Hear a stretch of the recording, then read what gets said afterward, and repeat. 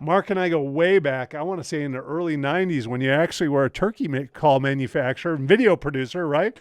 And lots has changed through the years. And I don't stay as close to you as we should be. I'm going to start texting you all the time and bothering you during the deer season so I can see what really, truly big deer look like. Absolutely. We do go back a long, long time, Brad. I mean, yes, very early 90s. And I think we first probably met when I was buying media for Drury Outdoors video ads. And then, of course, MAD started in 93, and we worked very closely there at deer and deer hunting and turkey hunting. So we have a long history within the industry. One of our true longtime friends and partners, in Brad and Dan and the whole group up there at deer and deer hunting. Yeah, and in fact, we actually used the Dream Season for video series for a number of years as a premium to our subscribers, and it did very Yeah, well. Right up you did. until And I'm sure some of the listeners remember that. I would assume, Yeah, absolutely. Well, today I want to talk a little bit. I think you are the master of food plot strategy, and I want to get into that a little bit. So let's start out with like if a hunter's brand new to the sport, right, and he's just putting in his food plot, is there a shape that works better than another, or what should be his goal? More often than not, the farm dictates what the food plot size and shape is going to be just based on how the land lays, and I think something that one needs to be mindful of, looking at a map is one way to determine what you want. In other words, it's easy to draw out, this perfectly shaped food plot, and there's going to be a pinch point right here. My stand's going to be here. But then when you go into the field, if the slope is wrong, or if it's too steep or too rocky, there's a lot of different things that can change that food plot shape. So the first thing you should do is identify it on a map, but don't get honed in on one shape or one area in case you go there and it's B or C grade soils. And by that I mean there's slope there, the topsoil is not there, and you're going to be disappointed long term because the food plot's not going to grow. We're generally in one of two places. We're in a bottom that is dry enough to sustain a food plot, or we are on the top of a ridge with the best dirt, best topsoil. And I think all of us as stewards of the land and to the resource, we have to make sure that we're not doing things that erode the soil. And if you're confused about that at all, go to your local FSA office and they can help you through determining where the best places are to place a food plot. But in answer to your question, the size I love a football field. I like 100 yards by 50 yards. I think that's a great size where the deer don't feel too crowded. They don't feel too pinched. You can generally plant enough product where it comes up and does well. And you also can put yourself at the 50-yard line with the right wind and a little bit of a pinch point, or perhaps a scrape tree, and succeed on a football field size plot. I like that size. Now with that size plot, because you're talking about basically an acre, right? That's normally about the size of a football field. So let's talk about what kind of plants that you like to utilize in that plot. I think our number one go-to is clover.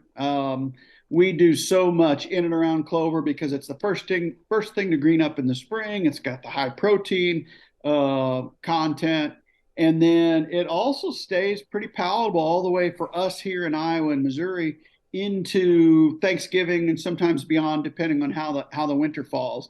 So it's also one of the most reasonably priced in terms of maintenance. You can mow it, spray it a little bit, Fertilize. put some fertilizer on it, some lime, and it generally does pretty good. So our number one go-to is clover, and we use the non-typical blend from Biologic. Outside of that, we do beans, we do corn in big destination fields. But for those hidey-ho kill plots, we're generally either clover or we're deer radishes. And it really depends on the target and when we feel like he's going to be in play. Each deer is different in their personality. Each farm is different in terms of when the farm is most populated with deer in the fall. And we sure kill a lot of deer off of those two products. Those are my one-two punch, really. See, and up here, it's a little bit different in the Midwest because our clover, basically by the end of October, it's going to be hard frost. It's brown. It's eaten to the ground. So we use a lot more of the brassicas. I mean, either purple top turnips, any kind of radishes that you have, any of those blends. is the perfect combination up here. And then I still like standing beans if you can get standing beans. During the summer, you're going to have that green food source that they're going to pound all summer long. And it seems like they transition right over to the Braskas as long as it's fairly close. So I like to keep those two plots fairly close, but those are my kind of go-to up here. Not that clover's bad. I love it. Even alfalfa is great up here, but Certainly, it really depends on the seasonality of when you're targeting that deer as well. And if you have a listener down south, they're probably a different product altogether. yeah. Clover probably good the whole year down there, or the whole season certainly. So it really depends where you're at and what the preferred palatability is for the deer and what makes it through the winter. But I could see that up there. You guys have much different winters than we do here. Even 5-6 hours south Oh is yeah. a big vast difference. Hey, first time I ever hunted with you guys down in Illinois, it was like right at the end of October, first part of November. I'm wearing all my cold weather gear, and I got down there and it was like 65 degrees. And I'm like, oh my God, I got way too many clothes. It's just until you hunt that. I want to talk a little bit about stand placement too, because I think you're one of the masters. And I'll go and tell the listeners, like one of the first times I got to hunt with Mark, I went down there and he hung a set, and literally I'm looking at him going, what the hell are we hanging this set here for? There's no deer going to come up here. It was, and you probably don't remember, it's where I shot that buck with Jim Hull. There's a bench below, but I just didn't think we'd see the deer. The field behind me was picked. The one to the left was picked. And to me, it looked like a crappy spot right up until I sat it in the first time. We saw 150 the first night we sat in it. And then the next morning I killed a deer and we saw 4 other shooters. You know what I mean? Like it was packed. How do you determine some of those locations? I mean, what do you really look for?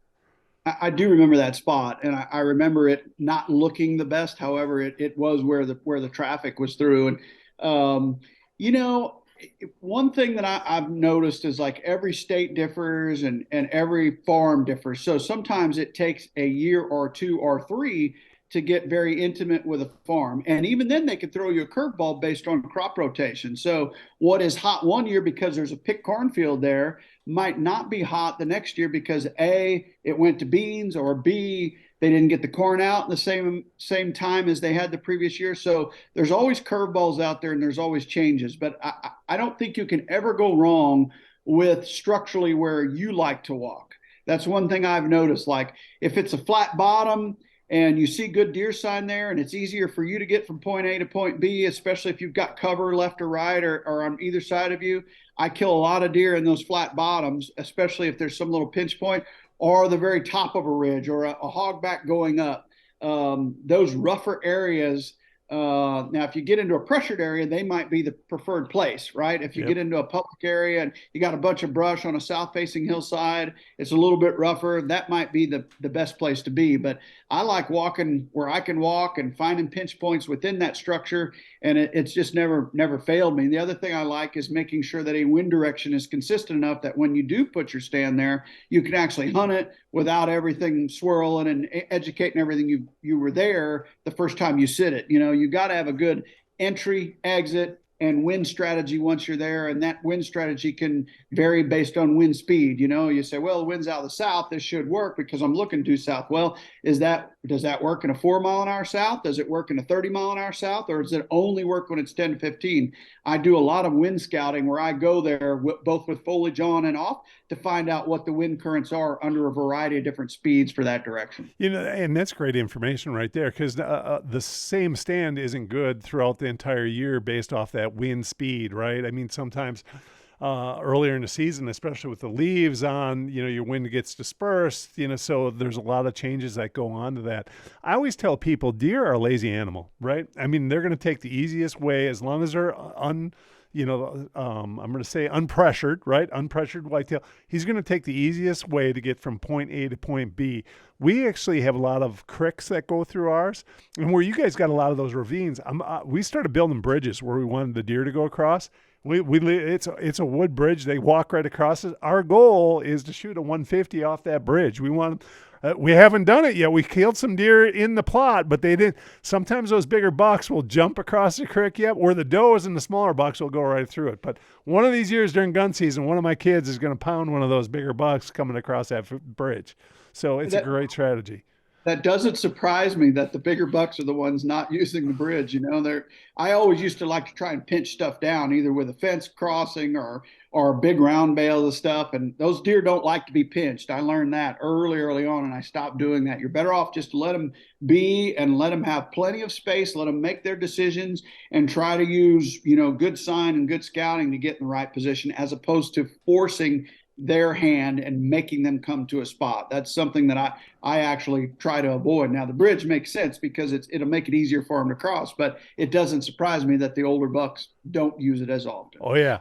I'll bet they do at night, but not so much during day. Exactly. You'll get pictures of them. And we've got a little scrape tree right there. So I want to get into scrape tree technology. But you mentioned something that made me think of something, especially the last few years.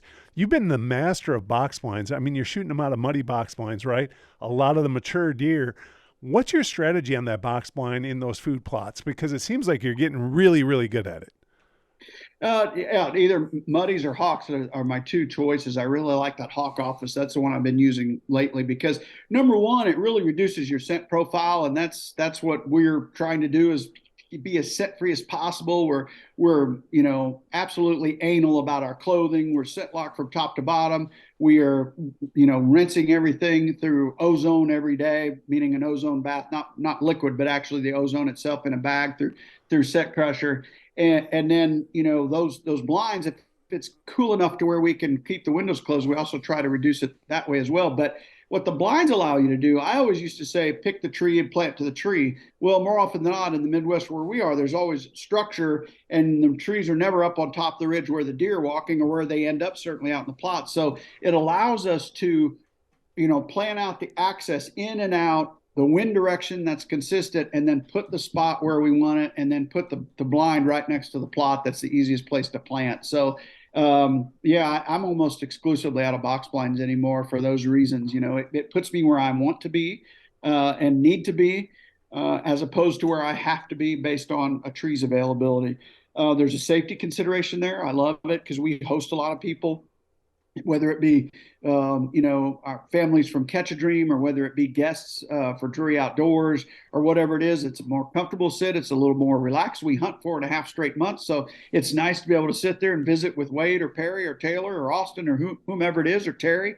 And so there's a lot of benefits to it outside of being able to put it where you want it and the reduced scent control. There's a lot of benefits to it. Now, there's some disadvantages to it. It's like sitting there hunting out of a straitjacket. When you get a buck coming in and he's moving fast and you can't get to the window, man, we've lost a bunch of them just because it is not the easiest thing to do is get a shot both on video and with your bow out of those box blinds. And number one, especially if it's calm, they'll hear movement in there, or you can't get the right angle at the right time. And there are some definite disadvantages to hunting out of them. I think they're great for kids. My youngest one is a mover, right? I mean, so we hunt together. I film them quite a bit, and I get so frustrated because it seems like I'm constantly just saying, "Don't move, don't move." Because he hears something and he wants to turn around right away, and it's like, dude, they're close. You know what I mean? We're getting busted nonstop. You put him in a box blind. Now he can play a little bit on his phone. It keeps him entertained. The deer don't know what we're doing. He can drop something. Again, you have that sound, barrier. Do you put any barriers around them so the deer don't get too close? Because we've got a couple spots on ours where the actual buck, got too close to the blind and he couldn't shoot it. Literally the angle was bad. Yeah, they'll almost come to them like fish to structure in a pond, right? I agree. So we oftentimes are over on an edge, or we might, perhaps if it's a new plot and we cleared it, we'll have the brush in front of the blind and the access coming in behind it. So we have some like that, but others we have just sitting there amongst the trees right on the edge. And yes, we have deer under our blinds all the time. They literally come to them like fish to structure. So we try to eliminate it as much as possible, but it's almost impossible to eliminate all of it. Let's talk a little bit about, you mentioned scrape trees before. A lot of guys aren't familiar with it. And basically you're putting a tree branch in the right spot, right? I started using, believe it or not, a fiberglass rod with carbon rope, basically coconut, fiber rope, and they absolutely love it. They'll hammer the living crap out of it. And we put it on a 4x4, stick it in there. If you really want to screw with deer, you can move that one, fiber rod from one scrape to another one. They'll think it's a different buck. I want to hear your strategy. Yeah, similar to that, we use pin oaks every year, and what we do is we drive a T-post into the ground, and then we wire a pin oak that we've cut while the leaves are still on it, and we'll wire it to it. We look for those that have the long branches so that we then, we prefer like a V branch coming off of the trunk, and then that puts the buck quartering towards the blind, right? So we're Yep. having that face the blind, and it just works very well for us. The tree will stay there all fall. They're there right now, hitting them in our plots, and then come fall, we'll either add limbs to that tree, or we'll just add another tree to the seed, or we'll take that one away and add a new tree. And but that T post is really a good tip because it holds it pretty steady, and you wire it to it and it doesn't go anywhere. We used to dig holes, but ultimately when it rained, the mud would come and then the tree would bend over. But your method, or the one I'm talking about, would probably be the best method for a long-term solution. Yeah. Now, do you put it just like we do? Normally, we put him out at 20 yards, just like you said, manipulate that deer so he's coming in at quarter and or broadside. I mean, we try. It seems like 20 yards, they're fine. Every buck that comes into that food plot normally will come right over that thing and hit it first. Take a couple bites Awesome. of food. Yeah. Awesome. Yeah, at that distance is great. And sometimes we'll, like, if it's a big plot and we're trying to get them all to come there, we'll put two or three up like a grove of scrape trees so that it's more than just a little old tree or a little old rope, to where there's some structure there to where they'll come out at a distance and look and go, oh, all the deer are up there, and boom, here they come. So we create a little scrape, Pod. Nice. Now, do yeah. do they work like when a buck comes into that? And I'm talking if it's a mature, you're going to shoot it. But one of the younger ones, say he's a 3 or 4 year old, do they work most of those scrapes up, every one of them, or do they have one particular one that they like more? A lot, if they're alone, they'll work them all. However, if there's other deer in the field, a lot of times it's October and they're going to nudge them off and they won't work any of them, but still a lot of the other deer are there. So it creates almost like live decoys in front of your stand. If the does come out earlier, they'll congregate around those trees a lot, and then the other bucks come to them. So it works from that regard, but it's seldom that a mature buck walks out alone and works them all. Often he's in there chasing other deer around. Nice. Now I want to talk a little bit about hunting mature deer because again, you're only shooting what 5, 6 year olds, correct? If not better. Yeah, And generally five-year older is what we target, and then if we can find one that's 6-year older, that's the real target. But those are hard to find. see, this is how far Mark and I go back. I can remember the day he killed a 140 something in Iowa and was extremely ecstatic about it. It's amazing how far, not only you have come, but the industry as a whole, right? I mean, it used to be a 140 was a giant deer. Now, I mean, a Booner's a giant deer, or, you get more excited about shooting a 5.5 year old 8 point that's fully mature than a 10 pointer that's younger than that scored 10 times better. Oh, no, no question. And not long before we met, we were shooting fork horns and putting them on the cover of our videos. If you look at first time in and right place, right time, those are 1.5, 2.5 year old deer, and that's the way we started. And if you watch, like, all of our videos, all of our old videos are available in DeerCast in the free model, but you can go in there and watch our evolution through time, and you see us slowly but surely kind of developing, and learning, the difference between a 3.5, a 4.5, and a 5.5. And back in the day, we didn't discern by age. We knew it was a big 8 or a big 10 or whatever it was. And through time, there's an evolutionary process really to life in general, but certainly within deer hunting, it takes a certain number of hours and a certain number of sightings to be able to differentiate between a 4 and a 5 and a 6-year old deer. And sometimes we still get it wrong, especially if it's in a new area. And the best way to identify them is by a picture history where you go, oh, that's that deer that had that little kicker when he was 2, 3, 4, and 5, and you kind of know who's who and what his age is. But it's not easy, and it takes time. And I always say, let your heart be your guide. So you can't ever judge someone because they may be on a different trajectory or a different I agree. evolutionary process than you are, and they may be at that 3.5 year old stage still being a giant, and they may stay there forevermore. Well, more power to you. If let your heart be your guide, man. If it gets you excited, pull the trigger and go have a beer at the tavern and celebrate. I agree with you. And that's where, sometimes there's that disjunction between hunters where a guy is like you and you're letting everything go till it gets to 5.5 and his neighbor's shooting the 3 year olds underneath him. And there's that, controversy or they don't get along because of that. I don't really care. When I was younger, I guess I did care a little bit what my neighbors were shooting. And now like you said, I'm just happy if they're happy. I mean, go ahead. One of my neighbors shot one of our deer last year or 2 years ago that we're letting go. He was a 6x4. He was fully mature, but by the time the season hit, he was a I think he was a 3x4, and all broke up, and he had this huge frame, and I got all the neighbors to agree they weren't going to shoot him, and one of the guy's dad shot him, and I guess he felt bad when he went up to it. I was like, don't feel bad. That's a heck of a deer. You know what I mean? It's still an old buck, and he came out during the daylight. You beat him at his own game. He just didn't have everything that you wanted him to have when you got him. But, and I wasn't mad at all, and they thought I was going to be PO'd at him. But that's, that's kind of the maturity, I think, that you go through as a hunter that you're talking about. It is. And we've had situations like that as well where cooperatively neighbors say, okay, we're going to leave this deer go all year. And then all of a sudden December hits, gun season rolls around, and boom, one of the neighbors shoots him. And I don't ever say anything. I'm like, well, he changed his mind. Yeah. But, and who's to say we won't, make a mistake someday or something like that. But it's great. I think deer can either bring neighbors together or push them apart. And we always want to be in that farmer group where we're bringing people together, talking about, the healthiest herd. We have a great group down in Missouri.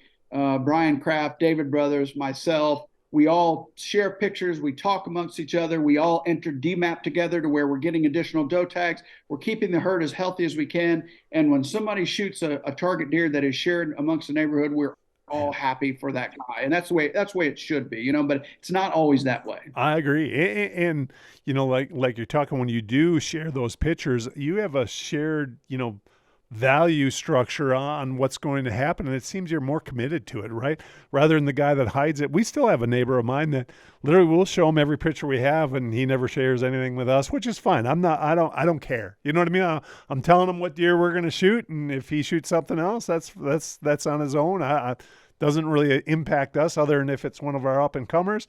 Do I feel a little sad? Yeah, but it's all right. I mean, it's life. So yeah, that's the way it goes, and everybody's perspective is different. Everybody's time that they have is different, and that's okay. It's great that we're all deer hunting and enjoying the sport, and we're blessed to be able to do what we do. And when someone kills a deer, I'm always happy for them. I'm the first one to congratulate them. And some people get more excited, just like you said, that it's that emotion, and that's why a lot of those mistakes happen, right? The guy sees it, oh my God, that's a giant, and then he pulls the trigger or shoots an arrow, and then when he realizes what deer it is, like, ooh, you know what I mean? Maybe I should have looked longer.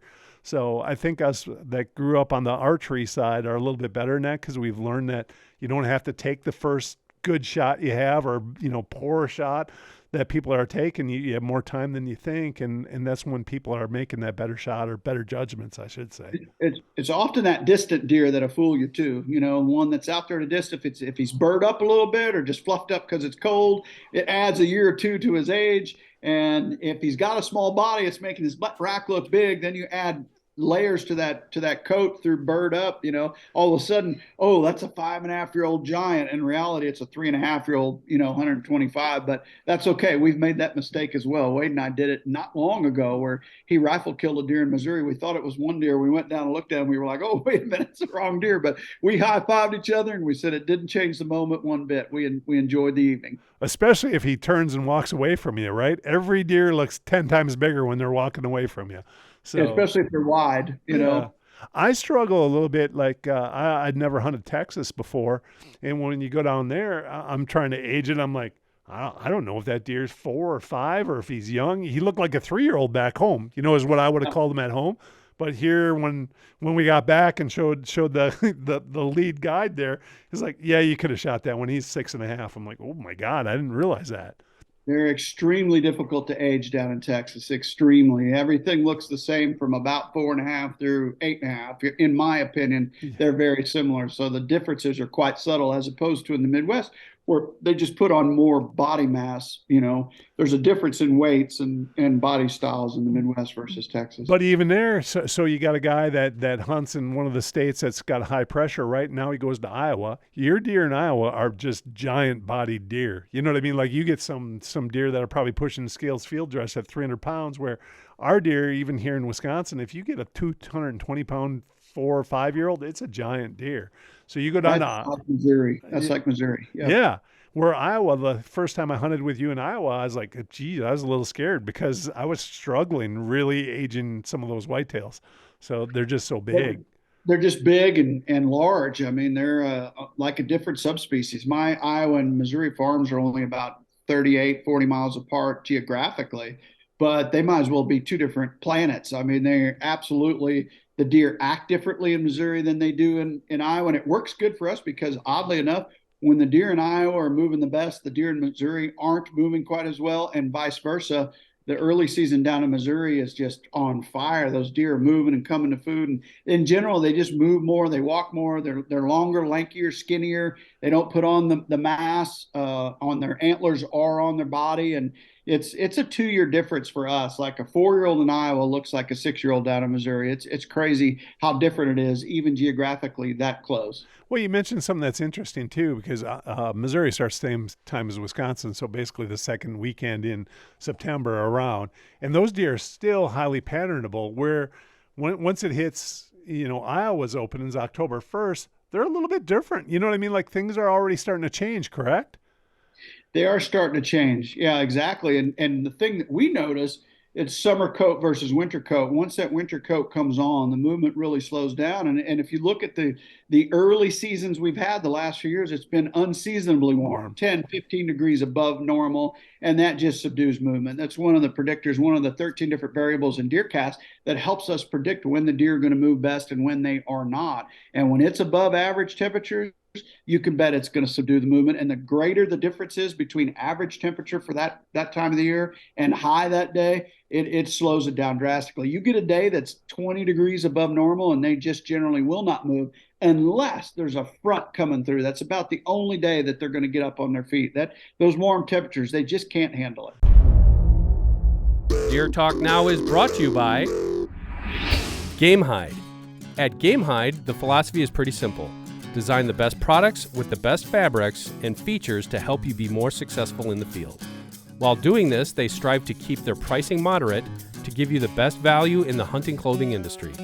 I wear the Limit Tick line of clothing to keep those nasty ticks off of me, and I absolutely love it. Check them out at gamehide.com. So let's talk a little bit about deer casts. So as a hunter, I downloaded on my phone, right? So what do you recommend? I mean, when I was younger, I'm going to tell you, I used to hunt every single day I could get in the woods, right? And that's not a great strategy. You know what I mean? It's not, because you're kind of burning out some of your good spots. You're going to educate the whitetails. What would you recommend to a guy? I think, if you start hunting around deer cast, and we've got a variety of different versions. You can get a 5 day deer cast, 10 day, 14, whatever you want. Of course, I'm looking at the 14 day all the time because I'm looking at the curve through time and seeing what's coming up. But I just try to maximize my time on the great days and go after him. Those are the days that I'm gonna take my shot at him, right? If I'm on a target buck, I'm looking for those okays to great. So anything in the green level is generally a positive influencer, and they move pretty good. If I start getting down in the red to orange where it says bad or poor, then I'm probably going to just lay off of a target buck and perhaps go scout, perhaps go to a doe spot, try and shoot a doe, and just stay out of my best spot. So I think it does identify the periods that you should take your shot on those big deer. There's no such thing as a bad day to go afield, but you can be smart about where you go when you do go afield. Yeah, and as a hunter, because we all have limited time, right? You always want to think you should go to your best spot, but that's definitely not the case. You just Definitely not. Yeah, you don't want to Definitely burn not. it out early. What else? It's been out 5 years now, and people just absolutely love it. There's guys I know that won't go unless it says great or good, and Yeah. it's quite a great tool for someone who hasn't ever tried it before. Well, and you guys were working on this a long time. I mean, it wasn't Long like, time. how long did it take you to develop it? There was probably in development. Well, I mean, Terry and I developing the algorithm, even though we didn't know we were developing it. I Yeah. mean, you're looking really Years. from the advent of trail cams, right? We started seeing patterns like, hey, every shooter I had walked today. Why is that? Or I haven't had a daylight picture all day, whether it be does or bucks, So those are two drastically different scenarios there. But it indicated that something was in play to where they're not moving very well, or they moved very, very well. And we started putting two and two together and watching weather patterns. and then watching all those different variables, moon included, and precip, and wind speed, wind direction, change in temperature, change in barometric pressure. We put it all together, created an algorithm, tested it for years, and then finally came out with that about 4 or 5 years ago. But in answer to your question, probably from like '07 or '08 up through when we released it. So probably a decade. I agree. As soon as the digital trail cameras came about, right? I mean, that's when you started getting all that information, because before that, you weren't getting enough photos really to make that judgment. And now, just like you said, you get some nights we'll get, 300 pictures of bucks and does on their feet, and another night, 2 nights later, you get 100. You know what I mean? Like, Yeah. so it really tailors way down, and you just got to figure it out. The other thing about trail cameras, and I'm sure you notice that, some of your deer will show up on a particular farm or in a particular area at the same time every year, correct or not? I mean, that's what we're seeing. Absolutely. They're very habitual. Some of them will stay there the whole season, right? And then the other guy's there for 3 days and he's gone. And then another one comes October the 17th and he stays there through the rut and then he disappears again. Another one comes in December for food. Like those home ranges are very intermingled, and we've seen bucks change through time, but more often than not they're fairly consistent. So I keep all of my racked buck pictures. I've got every picture of a 2-year-old or older dating back to '07, and that includes my cellular data that I've had the last few years. Oh So my gosh. I think it used to where everybody would keep their pictures and put them into a program like Reconyx Buckview. And once the cell cams came on, I think some people got a little lazy. I'll talk to them and I'll be like, go back and look at last year's pictures. Well, I don't have them. They were cell pics. So I was like, well, there was a card in the camera. You've got to collect that data and keep all that because it will help you predict a deer's movement in future years. So I'm looking at my computer on last few years' pictures to pattern a buck every single day. I look a little bit at cell pictures, certainly, but I'm looking at old data and old pictures more so than I am cell pictures. Yeah, it's amazing. We had a buckwheat named Sweeper, and from year to year, it was within a day when he would show up. I mean, never have a photo of him till October 8th through the 10th, and once it hit that date, boom, there he was. Same exact food plots. I mean, the same pattern that he was on, and then he stayed all winter long. So Yeah, it's amazing, and you'll learn it by keeping those pictures and just watching them over and over. Like I'll go into a file, I have probably 60 different camera locations or 100 or whatever it is, and I'll watch them in the off season and try to pick up, what's happening, why did they move this day, when is he here, when is he there. And I've killed a lot of really nice deer just studying those pictures in the off season and trying to find a hole in his game or one that we could take advantage of. And all of a sudden it'll hit you. It'll be like, wow, look at him. He's here 3 days in a row, and you may not have caught that during the season, but sometimes studying it in the off season, it's kind of like, a hitting coach studying the opposing pitcher in baseball, or a defensive coordinator watching the quarterback, what he does in certain downs and situations. And you can find a hole in their game, but you've got to study it. So do you plan out like this time of year on the deer that you're hoping to harvest? Because you know which ones pretty much made it through, right? That you're going to be targeting this year. Are you laying down the foundation of kind of what you want to do for this fall already? Absolutely. We start the moment the season ends. We have a post-season meeting, myself, Wade, and Perry, and we just talk, shoot the breeze about this buck and that plot and what worked, what didn't work, who we think might be mature and a target the following year, and what's the best strategy to try and improve our hunting tactics in his area, or what's the best strategy to take a farm that perhaps didn't perform last year and what can we do to make it better. So we're constantly strategizing and constantly trying to improve, and then we'll change products in terms of what we're planning, whether beans go to corn or corn go to beans, or clover, maybe it needs to be radishes, maybe it needs to be brassicas because they were there in December. So we change strategies all the time, and we write notes just habitually throughout the season. Like if there's something I'm sitting there observing and I think about in the stand, I write myself notes just constantly. My phone's full of notes, and then I'll review those after the season and try to come up with a game plan for the following year. But you've got to break it down, much like I was talking about an offensive coordinator trying to break the opposing opponent down, and just come up with methods and means to try and kill that deer. I think the more you think and the more you write and the more thought process you put into your food plot strategy, your access strategy, your stand strategy, your timing strategy, All of that leads to success. It's really effort in versus results. I'm a firm believer in that. These big mature deer don't happen by mistake. Like, you've got to put some effort in if you want to kill them consistently. Yeah. Every once in a while, a blind pig finds a, acorn or squirrel or whatever, right? But on the normal, I mean, you got to put in your time. You got to know what the deer's doing. Have you seen these mature deer, like in their core areas? Does it stay the same or does it get smaller? Because I know a lot of guys out there believe that as a deer matures, especially once he's 5, 6, it gets smaller and smaller, and they want to be more intimate with where they hang out. Have you seen that same thing or not really? I agree with that 100%. I think the older they get, the lazier they get. Watch a dog that's a year old and watch one that's 12 years old. You watch the way that they go through their day, right? Yeah. That one's 1 year old. You can't keep up with him. Well, then take that 12-year-old for a walk and watch how slow he is. Watch how much he lays on the porch. He's bedded a lot, and white-tailed deer the same way. You take a deer that's 5, 6, 7 years old, he's going to be pretty lazy and not move around as much. And I think conversely, then that home range just shortens up a little bit, and they're more worried about living and eating than they are breeding. I think deer probably peaks out physically at age 3.5. If I had to put my finger on it, either 3.5 or 4.5, those are the 2 years that they're very active in putting on a lot of miles. Yeah, I would agree. Sometimes when you're dealing with mature deer, especially, I've already seen one come out and literally he was watching these other bucks chasing a doe, and he went over and he just sniffed the ground and he just went right back where he came from. Like, yeah, it's not time yet. I'm going to let those guys screw around and chase her everywhere, and I'll take her a little bit later. You could just tell that's what he was thinking.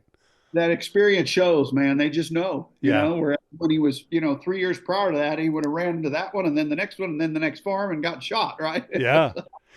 That's the other thing. 3-year-olds seem to be like everywhere, right? Just even if Everywhere. they're living on your core and you have 90% of your photos, as soon as that pre-rut and rut hits, I mean, he could be 4 miles down the road and you never see him again. So a lot of those you end up losing. You probably gain some, right? But you lose a lot of your threes You too. lose a lot more than you gain, certainly, just because the distance they travel, and that's just the nature of the beast. I personally think they're designed by nature to live to about 3, right? I don't think they're designed to live to 6 or 7. I think what we're trying to do as managers is a little bit against nature. That's why you see so few make it to 5 and 6, because natural mortality is so very great on bucks when they're 2, 3, and 4 years old. A lot of them just can't make it because of disease or getting run down or winter kill or whatever it is, or locked up, or they sustain an injury from a fight. That gets infected, or they get a scratch on their leg from running so hard during the rut. Then they get hoof rot and they die. So I don't think the species is designed to live past about 3 or 4. This episode is also brought to you by Mossberg. Mossberg has been supplying American hunters with quality firearms for over 100 years. Over the years, they've upheld their commitment to innovation by creating a handful of firearms that have shaped the way we hunt today. For more information, visit mossberg.com. One thing I know you do is you supplement feed, right, throughout the winter. Has that really increased or held your deer longer, or has it made them healthier? Just curious. I think it has, but I think you got to be very careful when you choose to do a supplement feeding program. Number one, if there's a lot of natural browse and a lot of natural food in our food plots, we don't put feed out.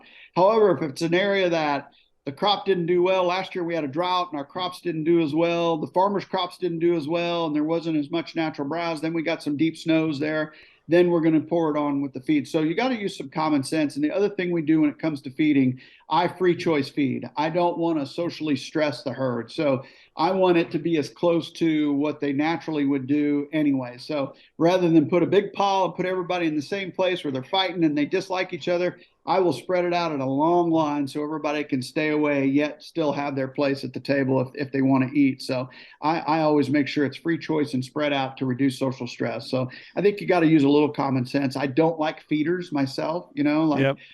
a place where they communally go and are constantly in contact with each other. And not that I think it's a bad thing, I think that just social stress is not healthy. Is not the healthiest dynamic for the herd. Well, and stress is going to affect antler growth and the whole ball of wax. So, All of it, yeah. So if you're trying to do good, you can be counterproductive if you put too many deer in too small of a spot.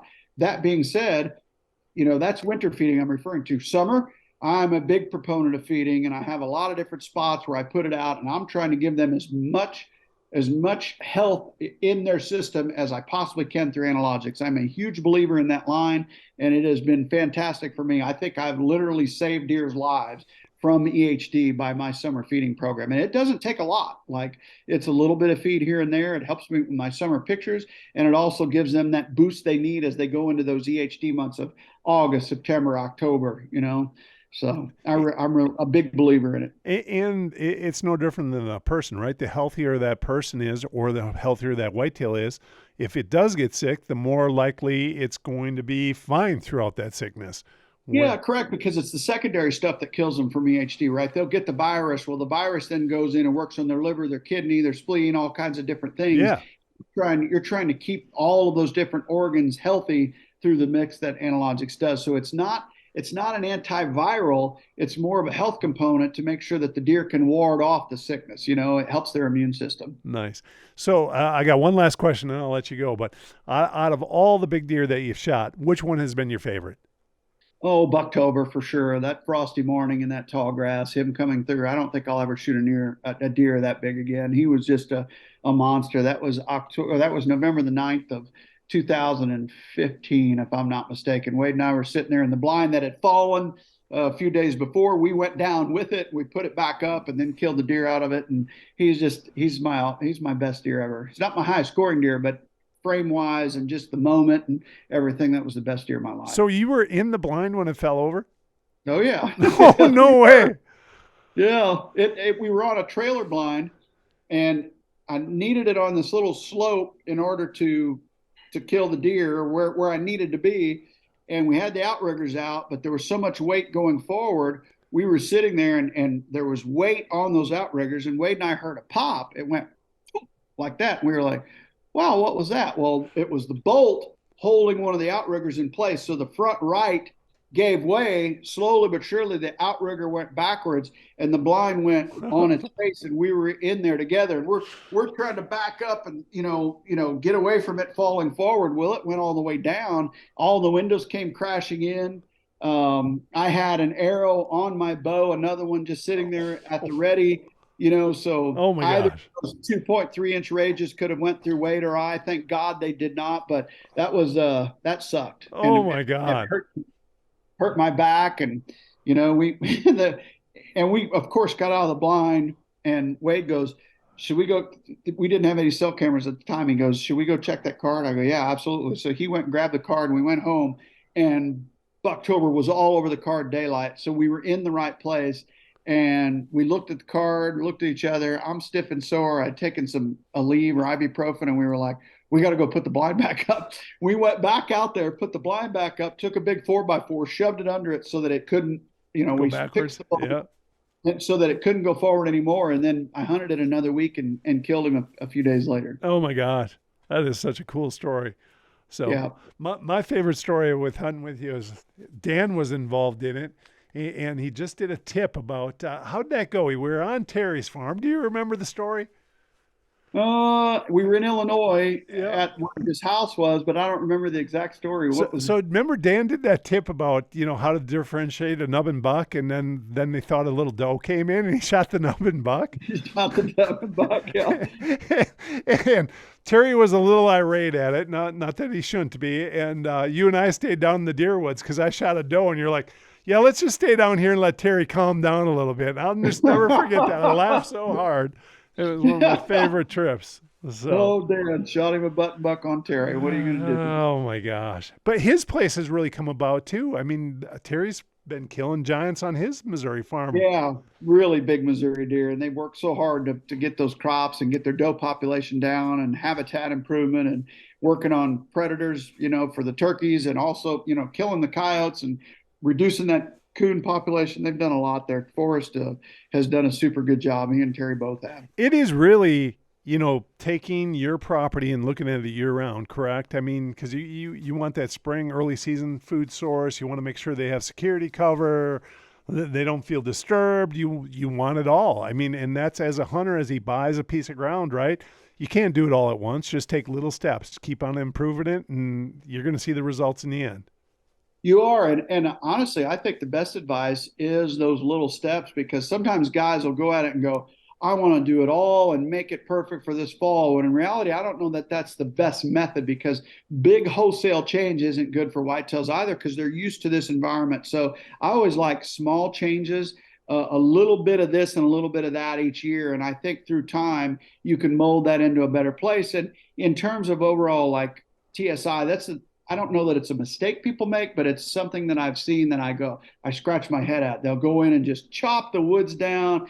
They aesthetically change it. You end up with a bunch of multiflora rows. And I think you can do sometimes more harm than good if you're not getting advised by, someone who's equipped to do so. So always less sometimes is more when it comes to whitetails. And if you decide to do habitat improvement, consult a professional, or read or watch everything you possibly can and do a little bit, not a lot. I mean, we do TSI, but it's pockets. I have bedrooms on south-facing hillsides. It's never where I want to walk, because I want to go shed hunting and I don't want to cross a bunch of trees. They'll be off the ridges or off the hogbacks a little bit, because the deer don't care, Yep. So I'm always little pockets in terms of TSI, as opposed to big wholesale clear cuts. I'm not a fan of those. And really test it, right? I mean, try something, see if it works. If it works, then try to improve upon it the following year. Yeah, and just take little steps. And I think successional growth in years to come, you don't want everything to be the same age anyway, right? You want new growth coming on. So if you do a cut, a small one, maybe wait a couple years, cut a little bit more, wait a few more years, cut a little bit more, little shapes of the pie, so that you have different ages of foliage of growth coming on. Makes 100%. You're right on the money. Hey, we're done with time here. We went to 45 minutes. I appreciate everything. As a big buck hunter, I mean, I think guys can learn a ton of information from what you have to say, because you've went through it, right? I mean, you've progressed through that whole chain from shooting year and a half, 2.5, 3.5, all the way to 5.5 and olders now. And it is a process that somebody learns. And I appreciate everything that you gave to us. I think there's a ton of good information. I'm Brad Rucks. This is Mark Drury. Thank you for watching Deer Talk Now. Deer Talk Now is brought to you by 10-Point Crossbow Technologies. Whether I'm in a tree stand, ground blind, or spot and stalk hunting, I know the Nitro 505 is up to any challenge. Check one out at a dealer near you, or log on to 10pointcrossbows.com for more information.